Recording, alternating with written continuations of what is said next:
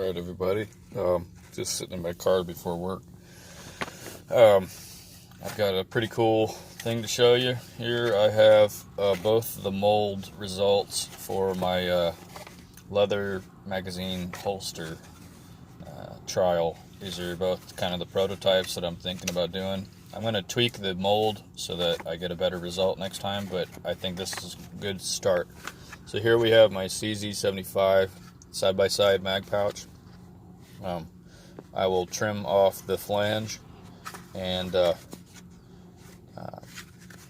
sew it onto a backing, which will fold over. I'll show you right here. So if you can imagine, this will fold over, and I will have two buttons there and clasps. So yeah, and then I'll just cut slots out for my belt to pass through. You see that? And same for this 1911 magazine holster. Of course, I have to trim the tops off of both of these because it kind of fishtails out, as you can see. But same thing for this pouch here. Just fold it over, and it will have a good bit of protection for the magazine. I'm gonna have a pretty good amount of cut off here, just so I can get a nice purchase on the magazine and pop it out. These are not super tight for the mags, and the reason why is because when I didn't realize there were so many nicks on this piece of leather. So when it stretched, it really brought out some nicks. You see a big one there.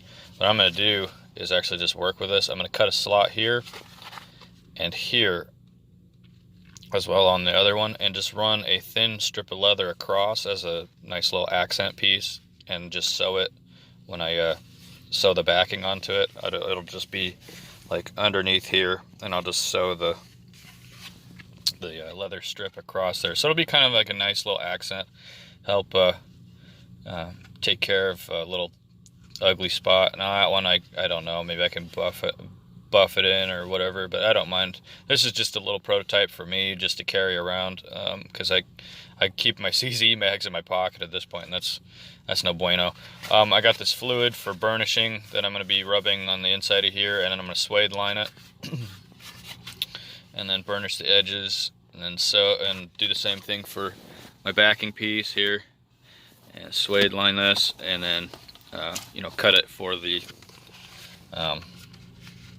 back of the magazine pouch. The only thing is I need to put this button snaps on here before I suede line it. That way when I line it with the suede and then stitch the edges, I will have the suede over the top of the metal button and not touching the magazines. Yeah, this one's for a customer. This one's for a customer. And it's going to go on the outside of a holster. I'm thinking what I might do, and if you're watching, dude, tell me if you like this idea. I know we talked about on the outside of the gun like that, but what if I did something, since you're a lefty, what if I did something like this, where I attached the gun, or the holster, the magazine pouch to the outside of the gun, so when you have the it up against your body here, I guess it'd be like this, but you could still reach across with your right hand, grab a mag out, instead of actually reaching all the way across your body like a seat belt to pull a mag out from off the top of the holster. See if you can imagine. It looks something like that.